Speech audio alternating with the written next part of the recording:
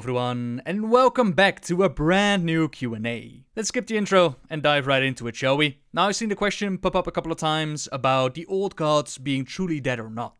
There were a couple of comments on Facebook, and this one on the last Q&A by Awkward Squirtle. No, the old gods are dead. We killed them. There are remnants of their influence, as there was with Yogg-saron. The plot of the comic was Kafun being resurrected. You don't resurrect something that's alive. Yogg-saron refers to its corpse haunting this land forever. The quest text for killing Kafun referred to it as dead. When questioned on why the world hadn't been destroyed by the deaths of Kafun and Yogg-saron, their response was, "Didn't you play Kata? The world was destroyed because of the old gods." So I've been doing some research to figure out if we have any information on the old gods truly being dead or not. My assumption was that the things we faced in Ahn'Qiraj and Ulduar, the old god Kafun and Yogg-saron, that those were teeny tiny representations of the actual old gods. The real things, they still lie imprisoned beneath the world of Azeroth, and the reason behind that is partly because taking care of an old god that is said to do immense damage to the planet, as well as Yogg-saron being described as being the size of Northrend. Now, the information of truly taking care of an old god doing damage to the planet that was first revealed by the Tribunal of Ages. Creators arrived to extirpate symbiotic infection.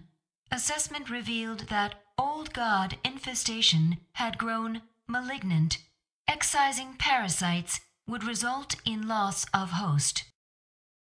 If they killed the old gods, Azeroth would have been destroyed. Correct. Creators neutralized parasitic threat and contained it within the host. Forge of Wills and other systems were instituted to create new earthen. Safeguards were implemented, and protectors were appointed. But then from the Chronicles, we learned that Loken has been messing around with the Tribunal, and we learned that the damage caused to the planet, that was first an assumption by the Titans, because the old gods had intertwined themselves with the planet, nestled deep within, and then it was confirmed when they ripped out Yogg-saron and created this massive wound in the planet. This wound was then patched up with what we know as the Well of Eternity. The heart of Yogg-saron, it fell back to the planet, and that was kept in a container, while the other old gods, Kafun, Yogg-saron and N'Zoth, they were imprisoned beneath the worlds. Many years later, we have Garrosh who found the heart of Yogg-saron. He gave it a bit of a power boost, only to completely drain it during the siege of Orgrimmar, making Yogg-saron the one and only old god to truly be taken care of. That is my assumption, because if we truly killed the old gods, then we would see a similar effect as what happened with Yogg-saron being ripped out. A wound would have been left behind where the old gods used to be, and potentially even the life fluids of Azeroth's Titan spirits that would come gushing out.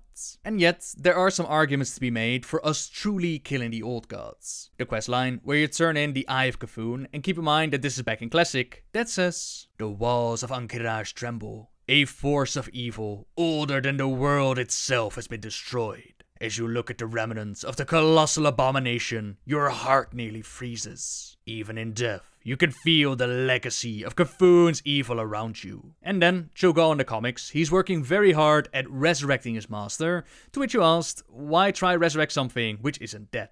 I'd say he was trying to revive that physical manifestation that we took out, hastening the breaking out of Kafun, not to mention that in that same comic, we can clearly see Kafun being active. He's giving orders and punishment to Cho'Gall. He's trying to whisper to Madan, how can something be dead while still being active? A similar thing with Yogg-saron, as we see him active at the start of Legion. And then there's also Blizzcon 2010, where this question was asked. Now, I was asking if you had any theory or idea of what a name for the next old god would be, and maybe elaborate a little upon.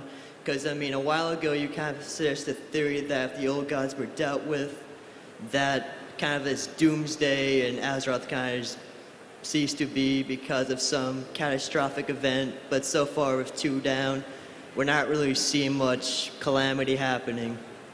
Have you played any Cataclysm? You know, like where the world blows up? Because of the old gods? And then they go on to spoil that N'Zoth is the third old god and the creator responsible for the spark in the Emerald Nightmare and all sorts of stuff going on. He was the one signing Deathwing's paycheck, so behind Deathwing's plans during the Cataclysm. But I do think that there was a bit of confusion going on while the question was asked. Matthew, the one asking, goes off the assumption that we took care of 2 of the old gods, we truly killed them. And as it was said, this was supposed to do a lot of damage to the world and he hasn't seen anything yet. Madsen then goes on to answer that the Cataclysm cataclysm was because of the old gods, specifically N'Zoth, so they do mention multiple old gods and then N'Zoth specifically. That was not the question though. If we truly take care of the old gods, then we should have seen some ramification for that back during Classic and with Wrath of the Lich King, while the cataclysm, that was more about Deathwing following the orders of the old gods, N'Zoth specifically, which in turn then caused the cataclysm. So yeah, that question, I don't think they really understood what was asked, but the one thing that I do believe really supports the idea, that is a follow-up question. Then why does Xalatath say that they're all dead apart from the N'Zoth? It is ironic that the weakest of us may be the ultimate victor. Cthulhu, Yogg-saron, Y'Shaarj, and... well, only one would remain to consume the world that was always meant to be.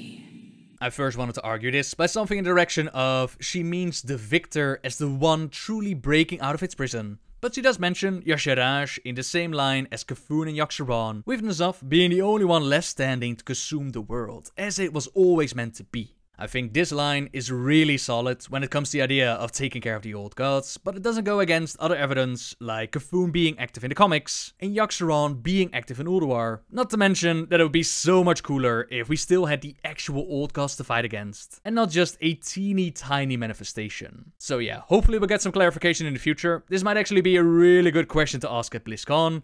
Did we truly take care of the old gods? If yes, then why is there no damage to the planet and why do they seem to be active? If not, then why does Xalatath claim N'Zoth the only one left standing to consume the world? Gotta make sure to send that one in. Sticking with Xalatath, the lunatic asks, Xalatath talks about the scouring. Noble, what do you think of that?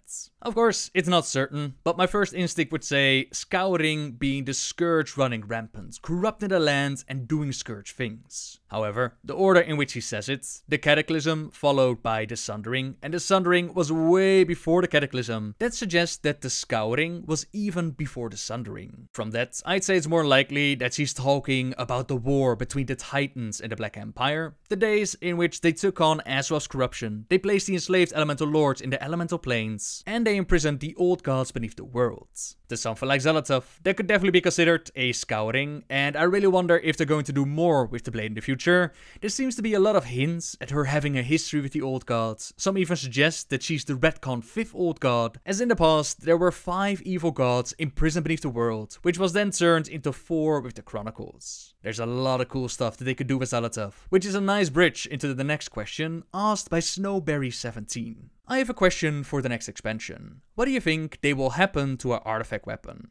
Will we give them back, get destroyed and reforged, or are we going to keep them? This one is probably the most asked during streams as well, and it's pretty hard to say. I first thought that just hanging them up in your order hall or returning them to the previous owners when possible, think for example Doomhammer back to Thrall, that could be a good resolution. Recent information, which I'm not going to spoil, that leaves room open for a certain ritual which could require the power of our artifacts to finish up the expansion. They could give us like an echo of the artifact so that we do have a weapon for the remainder of the expansion, but I don't know how it would feel going through the final raid time and time again, still empowering your artifacts, but also knowing that it's actually already gone. Part of me kinda hopes that they're going to go with the old school route of things, just giving us new weapons that are better than our old artifacts, with no real explanation or reasoning at all. That might sound awful, but it is kinda what's been happening between each and every expansion. I remember picking up Roktelar, the massive ancient bow of glory and epicness. My character went on a journey far and wide, to capture them was his real test, only to have the bow replaced with a green weapon the moment that you stepped into new content. Very hard to say, but I'm kinda warming up to the idea of using their powers in the final showdown, and then we'll just have to pretend like they're used up until we get these new weapons. As a side note, by the way, if you are interested in obtaining the skins for your artifacts, skins you can use for transmog in the next expansion, for example the skins from the Mage Tower, then do make sure to do so before Legion ends, since they will no longer be obtainable in the new expansion. That's just a little side note, just so you got a heads up. Now the next question comes from Sprix FM. Hey Noble, I was recently thinking about the comic Son of the Wolf, and at the beginning, Anduin has a couple of paladin tricks up his sleeve, which had to take time to master, especially since he's using them to interrogate a demon. Heck, he even looks a bit older than he did in the cinematic, where he finds his father's sword.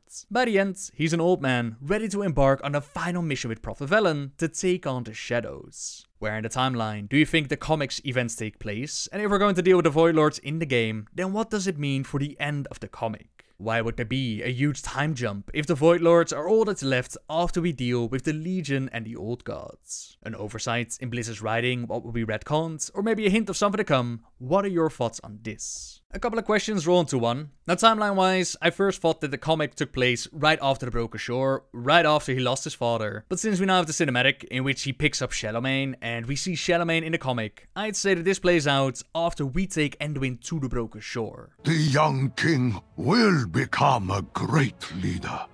I have foreseen it. Visions don't win wars, Prophet. The boy has a good heart, but he's untested. The light is strong with Anduin.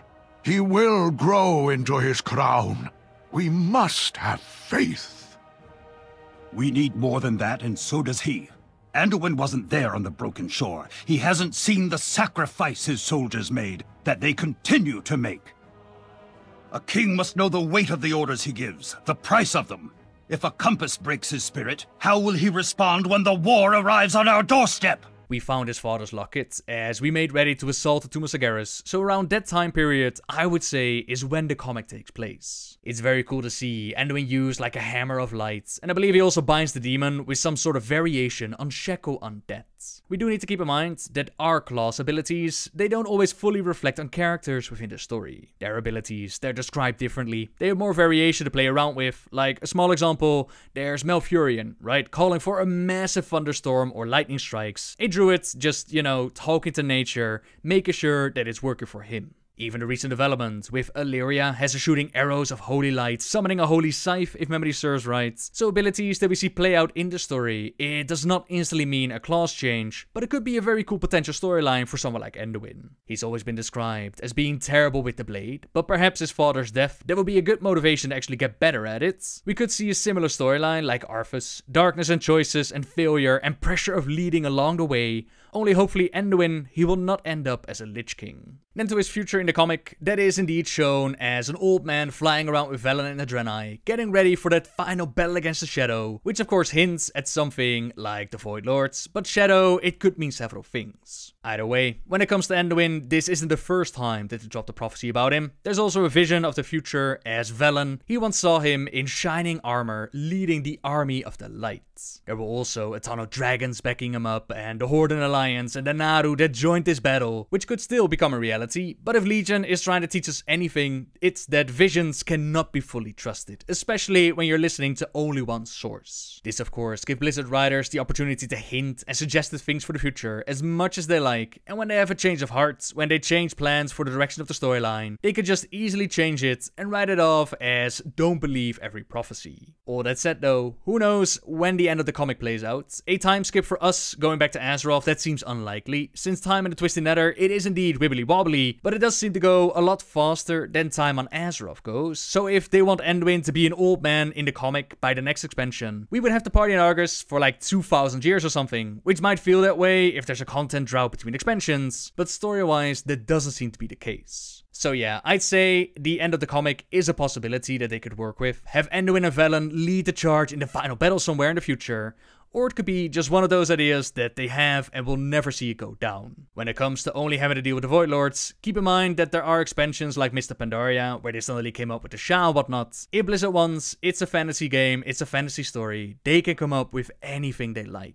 Right, and then a final question, something a little bit more personal, a little bit more about me, from a name that I'll probably butcher. It's from Omaima Fatali. Noble, what is your favorite game after World of Warcraft? I always have the hardest time picking my favorites, since I'm down to pretty much playing anything as long as it's fun. It doesn't really matter what category it is, but RPGs are usually my thing. I've been a huge fan of the Legend of Zelda series, which I nearly played all of them. Like, I didn't play the CDI ones, but besides that, pretty much all of them. There's Kingdom Hearts. I recently took a mini holiday and I played through nearly all of them. I couldn't get into the card system one, but the other ones, they are so much fun. They went well up their own ass with the storyline though. Its new installment just making it worse, but I still can't wait to play Kingdom Hearts 3. Can't wait to finally see it released. Fire Emblem, big fan of that series. I also play Hearthstone, Overwatch, some Heroes of the Storm from time to time with friends, and then just all kinds of games. There's like Far Cry, Mario Kart, Batman Arkham series, Bioshock, Antichamber, Fable, Terraria, Saints Row, a whole lot of games, right? Too many to pick a favorite, but the one game that I did completely finish, which I can highly recommend to anyone if you haven't tried it out yet, that would be The Binding of Isaac. I love that game. It took my life for quite some time, and it's so freakishly good. You do need to enjoy the gameplay. It's like a random dungeon you get like random abilities, and you get better the more you play, and you get further in and more upgrades, and it's really a lot of fun to do. Right then, ladies and gentlemen, with that we're going to finish up this Q&A, and thank you so much once again for all these sexy questions. If you have more, feel free to leave them in the comments down below, and I might use them for the next video. Have an amazing week, everybody, and until next time, guys. See ya!